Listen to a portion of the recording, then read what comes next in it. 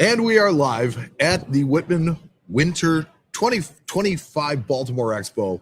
And we are joined by a very special friend, at least of mine, but hopefully of the Coin Show. Please welcome Mr. David McCarthy. Hey, good to have you. Good to be here. So David is for people that don't know you, you are employed by Kagan's, and you are a top-notch researcher. That is your thing. You are the person that figures stuff out.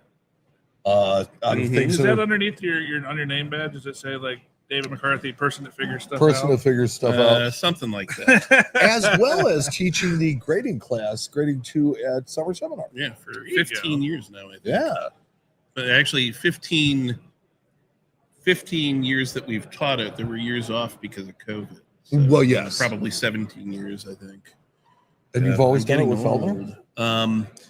Pretty much. So the first year I ever taught, Feltner was my student. Okay. And I taught with Bill Shamhart, Don Ketterling, and Ken Park, and Charlie Brown. I don't know if you remember Charlie, but he was one of the special ones.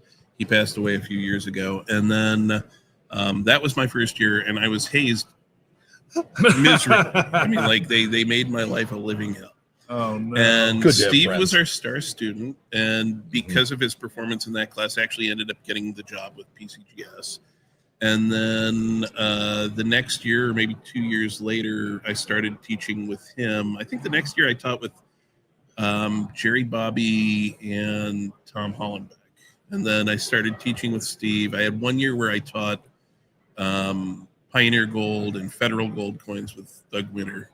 But for the most part, it's been me and Steve, or me, Steve, and Devin, or me, Sure. Steve, and Kevin. We like rhyming names. Well, it's like you two are a pair. I mean, Yeah. it's like you synergize very well. I met Steve, as a student of mine, and within 2 years of him being a student of mine, he became one of my close friends. And he decided he was going to start a coin shop. And when he was starting his coin shop, I literally gathered up. I had boxes full of like kind of crummy coins in my collection, or nice coins that just weren't for me anymore. And I gave him 2 big boxes full of coins to kind of start out his inventory. And he discovered like some really rare stuff that I didn't know was in there, got it graded and returned it to me. It's like, well, this guy's fantastic. This is a real friend. I love Steve Feltner. Yeah, he's a one of the good great ones. He's a guy. great Yeah. guy. Yeah. And he's a great grader, and Yes. he understands coins. He loves coins. He's honest, honorable, all of the things that you want to look for in this Sure. business, Yeah. One of my favorites. So I'm going to switch gears a little bit, and so you're known to the world as a researcher. That is what you do, as well as obviously as being a great teacher of coin grading. And a theme that we have been having through all of our conversations here this week is technology. And how do you perceive technology helping us in the future, and how do you perceive it potentially hurting the hobby and the industry in the future? Well, I mean, I'll look at technology from the perspective of, being a researcher and what it's done for me. One of the things that's really improved dramatically in the 25 years I've been doing this is the quality of images of coins that are available to people, and the quantity of images of coins that are available. You're the first person that brought that up, and I was Yes. hoping hope that somebody was going to say that. Yeah. And I mean, access to good images, and, I do things other than coins. I do guitars, I do violins, I have a wide range of interests, and there are so many things you can learn from a good quality photo that even you might miss holding it in your hands, because you can blow a photo up, when you get like a good quality, like True View photo or something like that, if it's lit well, you can blow something up, to the point where you're seeing things that are almost microscopic, and you can pick out things that you otherwise wouldn't be able to see. And, you can scan a photo with your eye in a way that you can't really scan a photo with a loop. Yep. And you can do things like photo overlays. If you know how to use Photoshop, you can take 2 coins that are similar and you can overlay them, and you can see, all sorts of things. I mean, some of the interesting things that I've seen over the years, I did a lot of research about the Nova Constellatio quint. And there's a big planchet crack on that coin that kind of goes diagonally through the coin. Okay. And when I did an overlay of the reverse of the quint with the reverse of the quint that was in the set that was presented to Congress, I actually found that there was something that happened to the die when that coin was struck, and sort of a ghost of that crack is now visible on the one that was in the set from Congress. That's cool. It's insane. It was really weird. And you really have to blow it up, and you have to really look in the right spot. But I mean, you could actually see where, I guess, I don't know if the metal from the dies was so soft that when it struck this coin, it damaged the die, or maybe there was grease that got pushed onto the die. But in some of the letters, you can actually see the same line from that planchet crack on the coin that doesn't have the planchet crack. And that was done with images? You did Yeah, that just with via- images. And I mean, I held them in my hands and looked at them later and was able to see the same overlaid thing. them, Yeah, it was obviously in the it's right, on same top of it. and the same exact angle and the same character. So I mean, one of the things that's really incredible right now is we have access to visual information of a quality and of a quantity that no one has had before. So like, 25 years ago, if you'd been able to access the information that we can access today, you'd be way ahead of the game. I remember looking at some of the old books, and you would open the book, and it would be nothing but text, and then you'd have to jump to the back to see the plates. Yeah, the pictures. The plate, the Well, old and the plates would be half tone. They would be. And you're not really looking at the coin as it is. You're literally looking at tiny little dots representing the coin. So I mean, that's number one obvious big huge thing. Yes, like for sure. And nothing more obvious to me. I'm so glad you brought The that. other interesting thing right now, and it's definitely technology based, is access to research information. Sure.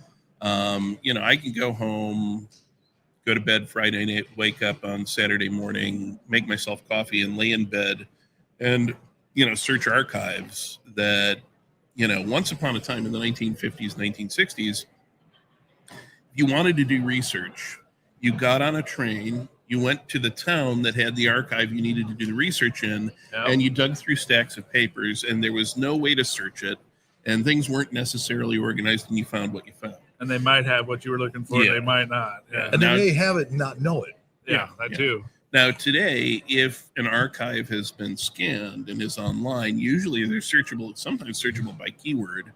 And I can sit around on a Saturday, blowing off steam, looking at all sorts of information that otherwise I would never have access to. I can search 19th century, 18th century newspapers. And, I kind of look at this situation as it isn't necessarily that I'm like an incredible researcher.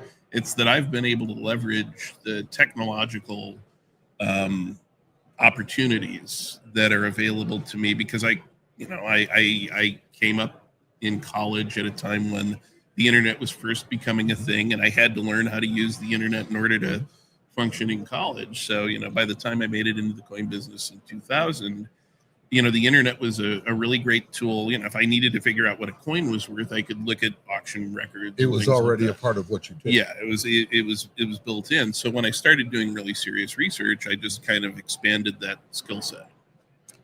Awesome. Thank you. And I do love that there has been this push, especially in the recent years, to really start digitizing a lot more documents. Yeah. Well, and Newman Numismatic Portal has done a lot towards Correct. that end of trying to just digitize everything that they can archive. And I mean, it can be a little weird to use sometimes. But I mean, it's an incredible resource. I go through Newman, and I do a lot of provenance research, mostly for myself. I have my collection, and I want to figure out where every coin came from. And it's amazing if you kind of know, okay, well, these are the significant, for Pioneer Gold, let's say, there's certain significant sales. I mean, Zabriskie is ground zero for Great Pioneer. Most of the stuff probably came from Augustus Humbert. Well, I literally just went onto the Newman portal and, got the largest quality pictures I could of all of these significant sales, and made folders on my computer. And when I get a coin that might have come from one of those sales, I can quickly scan through those instead of walking across our office and going to our library. And we've actually got physical copies of these things. I don't have to use Newman, but I can shoot through all of the significant sales in 15 minutes on my computer. And if I take them down off the shelf and go through, it's going to take me longer. And there's wear and tear on the books, and some of these books are $2,500, $5,000 books. So and actually, in our chat, Jack Riley makes a good point. He says some of the info in old books is actually also inaccurate or have been found to be wrong over the years. Well, most of the info. I was going to say, my famous example is like the Breen out. Encyclopedia. Mm-hmm. Like probably a full third of it is just nothing. Stuff you made up. Yeah. Well, I mean, it's really interesting. If you look at coin research, there's sort of eras of coin research. Mm-hmm. And so if you go back, the earlier you go back, actually, the more interesting the research becomes. So if you start looking at the history of American collecting, one of the first great American collectors is this guy, Gilmore, who's here in Baltimore. He was actually a banker here in Baltimore. He's from a wealthy merchant family. He was really he was a merchant more than a banker, but he decided right around the turn of the 19th century that he wanted to have a collection of all of the coins the United States ever struck. Okay, imagine doing that. There's no book, there's no red book, there's no internet, there's no list, there's nothing. He's just a guy. He's like, I like coins, I want all of the coins. How do I get all the coins? Sounds like some guys that walk around here. Yeah. And so what he had to do is he had to try and figure out, well, how do I figure out what years they struck and what they struck, where they struck it? Yeah, so he befriended, he had relatives and friends who were involved with the government, and he was able to collect mint reports for every single year. And he went and he bought mint reports, or got people to get him mint reports. And he was able to figure out to the best of his ability, what it is he should be looking for. And, he died in, 1847 or 1848, before there was really a collecting fraternity in the United States. You have, at that time, you probably have like Stickneys collecting, and you have, who's the other? Green? No, Eddie Green wasn't around yet. There's another guy from Baltimore. There were a lot of really great Baltimore collectors. Colonel Mendes Cohen, who was sort of the next generation after Gilmore. And, there just weren't enough people collecting. So unfortunately, the Gilmore stuff gets scattered to the winds. He actually wanted to sell his entire collection intact to the Smithsonian, which was, a new thing around the time he was, getting old, aging out. And he tried to sell everything, lock, stock, and barrel to the Smithsonian, and they wouldn't buy it. And he died not knowing what was going to happen to his collection. It was supposed to go into an auction, and then I think it got sort of sold off piecemeal. So then you have like Mendes Cohen comes along, and I don't know exactly how he was getting his information, but as the 19th century wears on, you have people who come along who kind of realize, well, we have to figure out what it is that we're collecting, and as much as we can. And so you have people like Sylvester Crosby, who's an incredible researcher who, again, was going into original archives and getting all of the legal documents associated with like Massachusetts silver. So you look at Crosby publishes in the 1870s. His is really the first, I think his is really the first truly great U.S. coin book. And it's full of incredible research and stuff that's like, it's objectively true. It's facts. And as the coin business becomes more of a business, the academic part of it kind of falls away. And by the mid 20th century, you have some really, really great researchers. Donald Davidson. I'm not going to remember his name. Anyway, there are people who are really doing great research, but around the mid 20th century, it kind of turns into coin dealers telling stories about coins to sell coins. Yes. And so, you move into the 40s and 50s, and it wasn't so much, I took a train, went to this archive and found all this new information. It was, this guy was George Washington's next door neighbor, and that's why we have the bracier doubloon. And, it sounds plausible, but it's absolute BS. It's just something a coin dealer made up to sell a coin.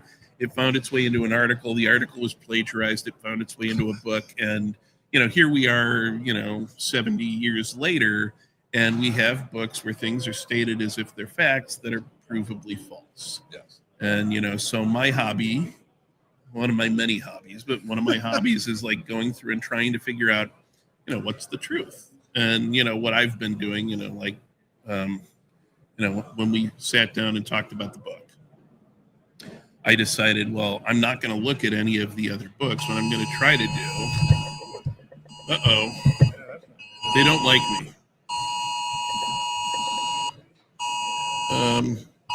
Yeah, that's not really for us. Okay. Oh well.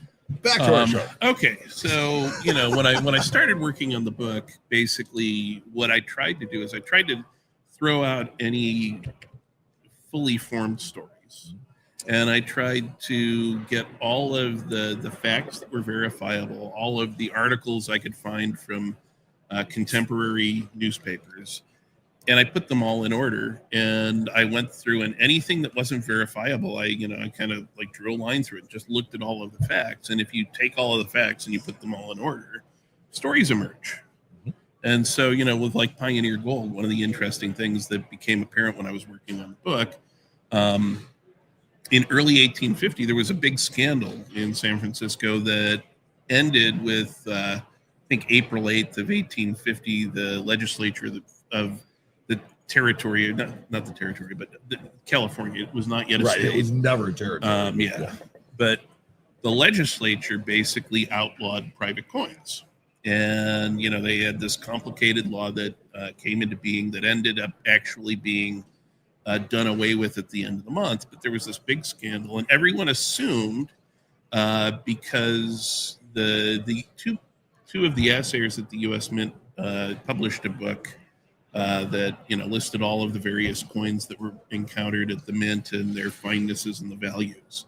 And so when California coins started filtering into the East Coast, they added those to the book. And so in the 1850 version of this book, New Varieties of Gold and Silver Coins, it was apparent that some of these California coins were not worth what they said they were worth. Some of them were worth, a $10 gold piece might be worth $9.74. And that was no good. Or a $10 gold piece might be worth $8.32. Something like the Mormon gold too, that was kind of made with the base gold. Exactly. I mean, that's something I collect. So it always was assumed, and it was logical to assume this, that one of those books got to San Francisco and everybody was up in arms and that was a problem, and that's why these coins were outlawed. Well, that wasn't what happened. When I threw away all of the assumptions. Sounds like a great story. It's a good story. It makes complete sense. Sure. Of course I would believe that. But what happened is I throw away all the stories, and I do, when I do searches of newspapers, I don't just search in San Francisco. I was finding references to California gold coins in Australia, and I'm finding references to California gold coins in New Orleans and in St. Louis. And what turned out is that on Christmas Eve of 1849, there was a big fire in Portsmouth Square in San Francisco, which was sort of the main city square where all of the business was conducted. And one of the businesses that was on Portsmouth Square was Miners Bank. Now, if you're familiar with Pioneer Gold, Miners Bank $10 gold pieces are pretty rare and desirable $10 gold piece. They were a very, very popular company. They made a lot of coins. Today, I don't know, there's probably 50 or 60 Miners Bank pieces known. So they're scarce. They're not really rare. But when this fire happened, the Miners Bank building actually caught fire and damage was done to the building.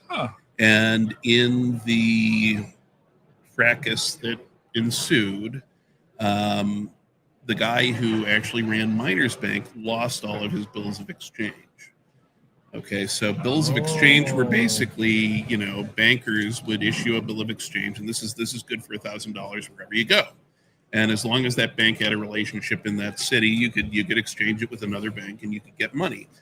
And Moffett and Miners Bank, who were the two big San Francisco coiners, they had a policy where if you brought their coins to them, they would exchange them at par, in other words, at face value, for legal tender coins that people could use at the customs house. Because local coinage was not acceptable for that.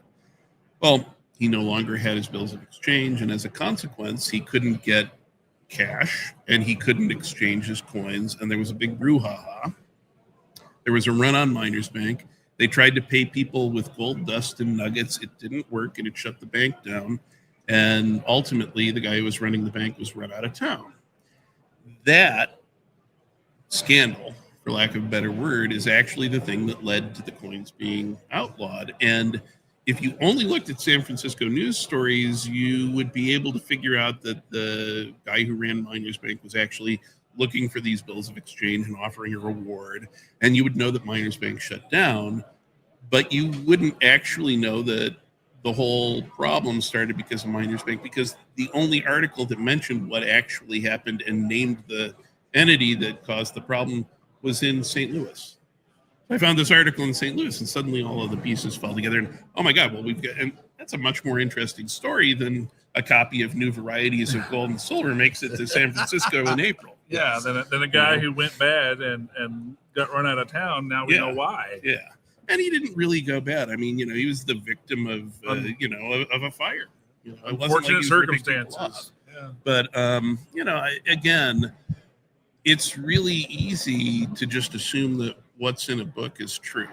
And what I've always tried to do is I try to look at anything I'm told about something, and I make different, I take the information and I sort it into, well, these are facts, these are verifiable. Right. These are suppositions. And then, there's sometimes, well, these are clearly untrue.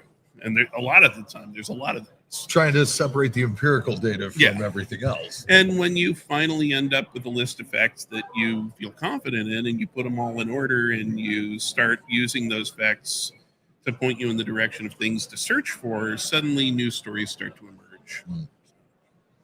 So that's what I do. I love that you just walked us through exactly your process, which I think is really, really cool, and I appreciate that. Yeah. It beats working for a living. Yes, it does. So have you ever thought about giving up coins and going into the story business? No. Maybe publishing something that kind of put the truth on record? Well, so, there's a book that I've been thinking about working on that would be interesting, but I only seem to be able to write when I have a gun to my head. Oh. This is a funny but true story. So, Don and I talked about the book. Now, so the book we're talking about now, we have the Red Book of Pioneer Gold. And that's actually kind of a reconfiguration of a book that we published a couple of years ago. And the idea was that we were going to do like a coffee table style book that had a slightly briefer and more concise history of all of the private gold coins that were struck in the United States between the 1780s and 1863. And, we'd come up with the idea that we were going to do this thing early COVID. Things had slowed down, and, I started feeling, well, I got to do something. Right. And so I pitched this idea to Don, and Don, I don't know. And then, he decided, that's actually a really good idea. And, I started working on it. I started working on the Appalachian Gold section, Templeton Reed, and the Beckler stuff, because Beckler's the most complicated, issuer of any private coins. And, I spent a couple of weeks and kind of hammered together the Beckler section. And then, suddenly coins became much more popular. I don't know if you remember, 2020, 2021, but suddenly people I had discovered the hobby again. Yeah, exactly. And suddenly I went, oh my God, well, I got to make some money here. Yeah. And, now it's time to work. Yeah. I've never when the sun shines. 2021, 2022 were like, the best years of my career, I think. And, may very well continue to be just unbelievable. Yeah. And so I set it aside, and, the summer of 2023, Don wanted to release the book. Okay, fine. I can set aside some time. He said, when are you going to set aside some time? And, May or June. Okay. Well, without talking to me, knowing that I hadn't really written anything other than the little bit that I'd written on the Becklers, he starts advertising that we're going to have a book release party at the ANA. There's the gun. Yeah. Gun cocked. Okay, so I started writing the rest of the book in early June. Okay. My deadline to get it to the printer so it would be printed in time was, I think, July 26th. Okay. And I think I taught 2 1-week sessions in that period. So, like, basically in about 6 weeks, I had to Did you just completely become a hermit? And apparently not, because you taught summer seminars. and I mean, I was also buying and selling coins in my spare moments. Wow. So, I'm like, frantically working on this thing. So I really do need to have a gun to my head. But, I finished it up on the 23rd, and I'd actually set aside the 24th and the 25th to do editing. And then there was a big emergency in my office with an employee, and like that couldn't happen. So, it was an adventure. So if I ever get around to it, there's another book though that I really want to write. And, again, I got to figure out how to put an appropriate gun to my head to get it done. Some people, I'm exactly motivation the is the same way. writer's. That's our. Well, do you want to talk about anything brewing at the company you work for now? You guys got anything fun coming along besides the book? We've always got something going on. I mean, Don's been doing a lot of work with the NFT space, which is something that I don't really fully understand. Nope. It's complicated. It's always complicated. I mean, for me, I'm still doing research. Again, I'm trying to motivate myself about this project that I want to do. I'll tell you. Oh, okay. You can't tell anyone. You can't tell anyone about this. This is a secret. Oh, yeah, okay. This will not be on the internet for perpetuity. I promise. Basically, one of the things that I've learned in studying the history of colonial coins and the stuff that was made during the Confederation era is there's a really interesting interplay that goes on between events in the world and numismatic technology, for lack of a better term. And numismatic technology has a tendency to have an influence on events in the world. And so there are a couple of interesting things that happened in the 1640s that have a tremendous impact on numismatic history in the United States. And neither of them happened in the United States. Number one, you have something called the Potosi Scandal, which takes place in Potosi in what's now Bolivia, but at the time was the Viceroyalty of Peru. And basically what was happening is the miners who were mining silver in the mountain that was full of silver in Potosi and supplying it to the mint started debasing the silver that was going to the mint. Of course. And so Potosi, coins struck in Potosi turned out not to be worth what it was that they were supposed to be worth. And this created a big scandal that ended with people being executed. I was going to say, back in that day, they didn't mess around. They publicly counterfeit his death. Yeah, they publicly strangled the assayers, if I'm not mistaken. Wow. I mean, they were still doing the trial of the picks at this point, so it doesn't. Yeah. So this set off like a panic throughout the world, and the panic was felt in Boston just like everywhere else. And they had problems with silver coins, and had problems with businesses, and sort of had like a mini depression because of this. Now, at the same time this was going on in England, if you know your history, there's a civil war going on. So, the king had vexed Parliament. Basically, the short version of the story is King Charles, when he came into power, inherited a lot of money and for many years didn't call Parliament. And the members of Parliament felt as though they were being shut out of the government. It sounds kind of familiar, actually. Funny how these things work. Kings. Yeah. So basically, Parliament and the king wind up in a standoff, and it becomes a fully fledged civil war. And in 1649, they capture the king and they behead him. And England, for a period of several years, becomes a commonwealth. And there's no more king. And the person who's mostly in power is Oliver Cromwell, who is a Roundhead, which is basically a Puritan, which is basically someone who's well disposed towards pilgrims in Massachusetts. And these two things happening kind of conspire to create an environment where the people of Boston decide that they can erect a mint. start striking their own coins. And this is kind of unheard of in the history of the world. Coinage is the right of kings. But, from 1652 until the 1680s in Boston, they literally had a mint, had their own coins, and they had their own kind of interesting little independent economy as a result of that. And a consequence of that, of course, is an attitude of independence and an attitude of liberty kind of starts to develop in Massachusetts. Yes. So, fast forward to 1690, and the governor of Massachusetts decides that he wants to invade Quebec. And I can't remember if it was Quebec City or Montreal, but they decided they were going to lay siege to it and capture it. And he promised 3,000 people that they'd divide up the spoils. Well, they get there and they get their rear ends handed to them. And as they're marching back to Boston, having lost a lot of soldiers, it occurs to him that he's well and truly screwed because he doesn't have anything to pay these soldiers with. Uh-oh. So what does he do? He comes up with the very first municipal paper money ever issued in the modern Western world. There had been mulberry bark paper money in China, I think during the Ming Dynasty. But in Europe, there wasn't anything like this being issued by any government.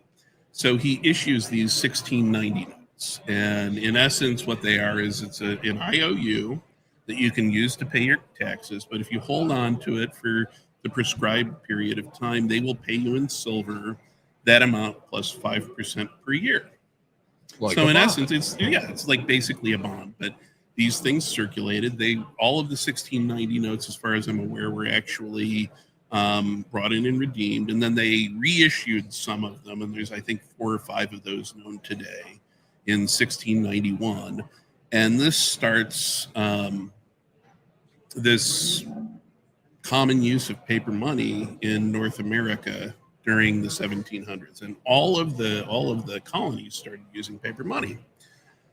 So fast forward to the 1760s, and there's friction between Great Britain and the United States because Great Britain ran up a lot of debt during, what we think of as the French Indian War, and they wanted to basically use tariffs and taxes to raise money from the people in the United States. And for some reason, the people in Massachusetts didn't like this very much. And there's a lot of clashes, and there are Boston Tea Parties and Boston massacres, and finally there's the Siege of Boston. And the consequence of this is that they call Continental Congress for the first time. And at first, they're trying to find a way to make peace with Britain, but eventually the Second Continental Congress decides, well, we actually have to defend our people against Great Britain. How can we afford to raise an army?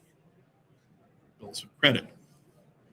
And so they take this concept that was born in Boston in 1690, and they make the continental currency that we're familiar with today, that is usually presented to people as a huge failure. But in fact, it is one of the things that allowed us to make it all the way through to the 1780s in the war without actually having to capitulate.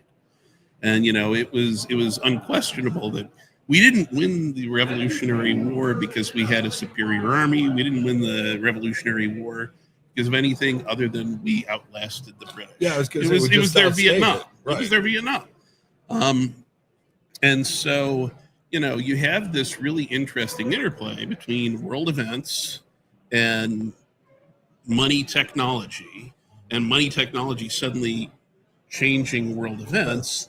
And then immediately after the war, you have Robert Morris, who's in charge of basically the country. If you really understand what goes on in 1780 to 1783 or 84, Robert Morris, who most people haven't heard of, was unanimously elected the superintendent of finance and superintendent of the Marine. In essence, they gave him the domestic powers of the president of the United States. Most people think of him as being a treasurer, but when you really look into it, he was making policy decisions and spending money. Yeah, well, or allocating it, trying to raise money. So he basically wanted to create a national bank. He wanted to get Congress the ability to levy taxes, and he wanted to create a common currency for the entire United States. He wanted to establish a mint and have coins. And during the Confederation period, Yeah. the power of money was reserved to the states and not the Yes, federal and so government. it's a big mess, and he can't quite get. He starts the bank in North America, the impost, which was the tax issue. He gets 11 of the 12 states to sign on, and then they can't get Rhode Island, which is a shipping state, which would have been bearing the brunt of this impost, to sign on. And while they're trying to win the people of Rhode Island over, the Lee brothers in Virginia basically go back to Virginia and convince them to, vote against it, and it all falls apart. And so in early 1783, he's sort of done. He basically says, I cannot be the minister of injustice, I think was the quote. He didn't want to be the guy that was seen as being responsible for the United States failing to pay its debts. And he talked about resigning. And just as that was happening, the United States successfully negotiated what becomes the Treaty of Paris. And so in late 1782, the ministers who'd been sent to Europe negotiated the peace treaty. And in early 1783, they put that on a boat at Cadiz in Spain. And on March 23rd, 1783, it arrives in Philadelphia Harbor. A member of basically the U.S. Navy who's on the boat takes it directly to Robert Morris's house and, shows him, hey, we won the war. I think the 19th article of peace was Great Britain recognizing the independence of the United States. So the United States really becomes independent, knows that they're independent on March 23rd. It's a Sunday. Hi, FedEx. It's live. Yeah, it's okay. I can do this all day. That's great. We love it. So basically, it arrives at his house. He's having a dinner party with the brother-in-law of Alexander Hamilton, who writes to his friend and timestamps it. At like 6:30, he writes this letter to his friend. Hey, you need to come over here. We won the war. We're going to have a party. We're going to get really drunk. I mean, there's this great letter. Yeah, and he basically says it's 6:30 and 10 minutes ago this guy arrived. So you have this really crazy event that nobody knows about. And we know exactly what day, we know exactly where, and exactly what time. Within 10 minutes. Yeah, That's pretty it's cool. insane. Yeah. And so basically, the next morning, Robert Morris, probably a little hungover, goes into his office in the Treasury, and the first thing he writes in his journal is, hey, received the glorious news, the peace.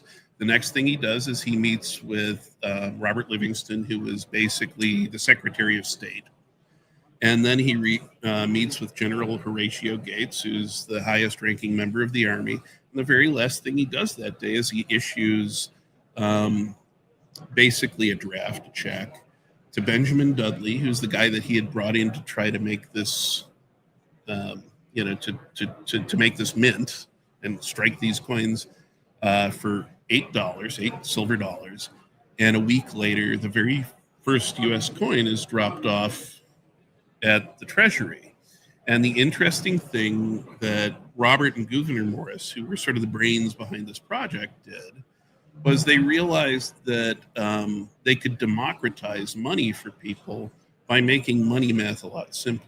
So up to this point, money math was all based on fractions. And so you had Pound, shillings, base and pence. 4, you had base 8, you had base 5, you had base 12. You had everything but base 10. Right. And so if you were someone who didn't have a really good formal education, changing money would be incredibly complicated, but also money math would be so complicated that, merchants had entire houses full of people. All they did was money math. They called them counting houses. Sure. And so basically he comes up with this crazy idea. Why don't we make everything divisible by 10? And so, basically the end of this era of weird money technology changes is this idea that, money math should be accessible to everybody. And so, I think that whole story, start to finish, And maybe you could extend it to the Fujio sense or something like that. But that whole story, start to finish, is the way in which the world changed money and the way in which money changed the world. I love it. Yep. Thank you for sharing it. That was amazing. I would buy that book. Yes, I know a few people who would. I would write that book if I could just find someone to put a gun to my head and say, write the book. Hey, where's John Feigenbaum at? Yeah, I was going to say. So, man, where was I? You were in listening land, and I was in listening land. Yeah. That was absolutely phenomenal. You're talking about the Confederation period. It was a period when they were figuring things out. Yeah, they're trying to establish a constitution. They're trying to vote on it and establish a new government. Oh, I remember where I was going to go. So, it's like they figured out decimal coinage and they went for it, and that was great. And 200 years later, they tried to do the same thing with measurements, and nobody did it. well, it's really interesting. We should have done it at the time. Is that what you're saying? Well, we had it all set up to go. They were teaching it to us in school. Yeah. And then it just poof. So I have kind of a funny related story to that, because one of the falsehoods that people talk about is that the guy who came up with decimal coinage in this country was Thomas Jefferson. Okay, so I did a lot of research about this, and it turns out that in 1776, Thomas Jefferson sat on a committee that was tasked with figuring out the value of all the various coins that were in circulation to figure out basically exchange rates. Sure. And what Jefferson did with this report, and he wasn't an original member of the committee, he came on and changed the report. And what he did was everything in the report originally was in fractions. Right? Sure. He came along and decimalized all of it just so he could do the math, because it was a much simpler way of doing it. And he explicitly says that in the report. He doesn't say anything about suggesting decimalized money. Now, fast forward to 1783 or 1784, I've actually found a really funny letter from Thomas Jefferson to Francis Hopkinson. Do you know who Francis Hopkinson was? No. He's a character. He believed that he was the person who designed the flag of the United States.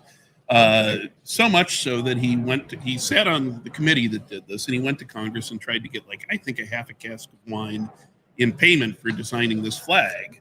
And they told him to go pound salt.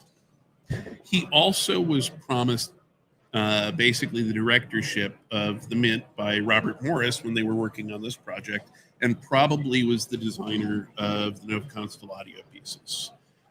He certainly was the designer of the $40 continental currency notes, which have basically a stepped pyramid with an all-seeing eye surrounded by stars on it, which is in essence the same design as the Nova Constellatios, right?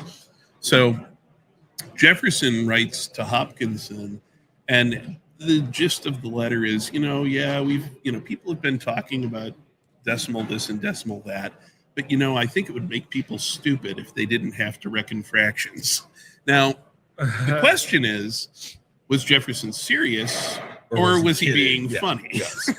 But you'll never know. But they were literally in 1783 or 1784 debating in Congress whether or not they were going to go decimal on everything. Right. And that letter from Thomas Jefferson is sort of a hysterically funny, snapshot in time. Absolutely amazing. I'm sure you could talk about this stuff forever. Probably. And we could listen forever. But we have to be respectful of your time, and we appreciate you coming by. I wish I could be respectful of my time. I can't. I just, my brain's like, I just need to do this right. Whatever it is. I find the thing I want to do, and it doesn't matter what it is. It's like you definitely poured your heart into scratch. this, and we appreciate you for it. Thank you so much. I have wanted to have you on here for a couple of years. We've talked about it. Well, it's happened. Finally. It has finally happened. Yeah. Awesome. Thank you. We'll have to do it MCarthy. again. Thank you, sir. Thank you. Absolute match. All right. See you soon.